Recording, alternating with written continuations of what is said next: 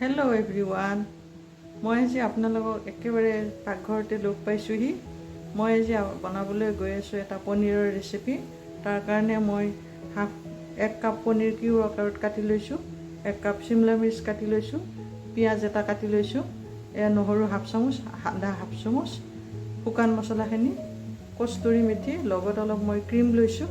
এইটো tomato puree মই ঘৰতে টমেটো পিউৰি বনাই লৈছোঁ, আৰু গৰম মছলা, মিঠাতেল। আহকচোন আমি আমাৰ ভিডিঅ'টোৰ মাজলৈ যাওঁ। এতিয়া মই গেছটো জ্বলাই দিলোঁ। তাতে মই ডাঙৰ চাহ চামুচেৰে মই 3 চামুচ মিঠাতেল দি দিলোঁ। তেলখিনি গৰম হ'বলৈ দিম। এতিয়া তেলখিনি গৰম হৈ গ'ল। মই এতিয়া পনীৰখিনি মই অলপ তেলত ফ্ৰাই কৰি লওঁ।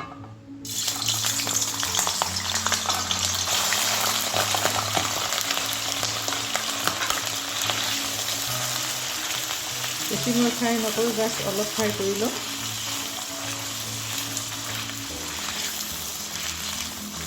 জুইটো মই বঢ়াই দি লৈছোঁ।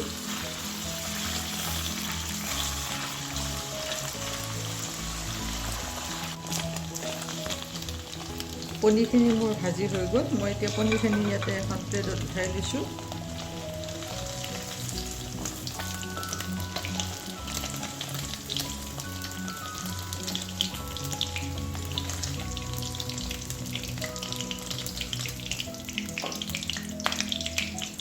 এতিয়া মই ইয়াতে কাটি লোৱা পিঁয়াজখিনি দি দিছোঁ।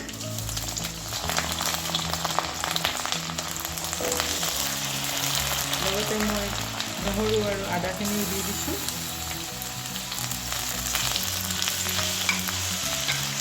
এইখিনি মই ভালকৈ অলপ ভাজি লৈছোঁ। ভাজি হৈ গ'ল। এতিয়া মই ইয়াতে হাফ চামুচ হালধি দি দিছোঁ।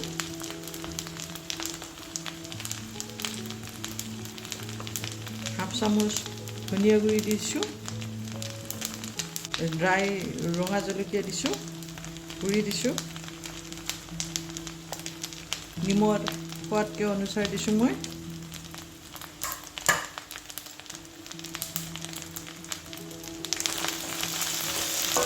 গৰম মছলা অলপ দি দিছোঁ।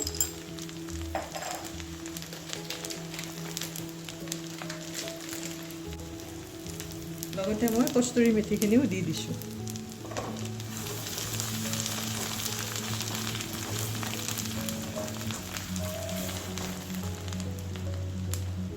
এতিয়া মই ইয়াতে কেপচিকামখিনি দি দিছোঁ। এইটো মই অলপ কমাই লৈছোঁ।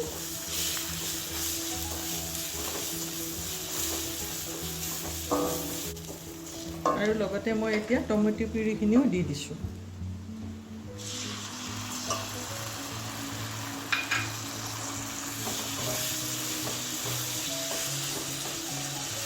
অলপ মই জুইটো বঢ়াই দিছোঁ। হাফ কাপতকৈ কম পানী দি দিছোঁ।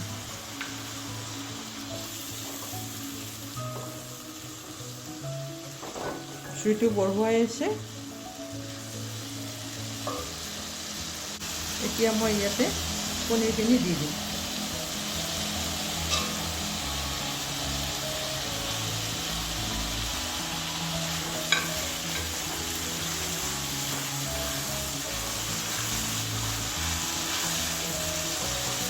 এনেকৈ মই 2 মিনিট মই এনেকৈ ভাজি লওঁ।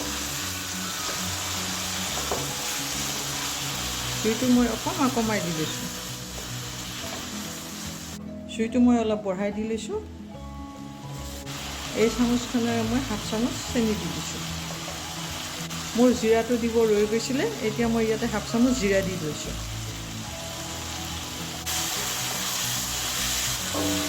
এয়া মোৰ কাৰীটো হৈ গ'ল। এতিয়া মই গেছটো অফ কৰি দিছোঁ। এতিয়া প্লেটিঙৰ কাৰণে ৰেডি কৰিছোঁ।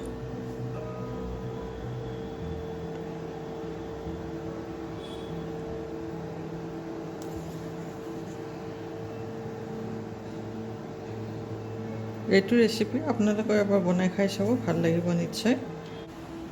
যদি আপোনালোকৰ এই ভিডিঅ'টো ভাল লাগিলে লাইক, শ্বেয়াৰ, কমেণ্ট আৰু ছাবস্ক্ৰাইব কৰিব নাপাহৰিব। Thank U.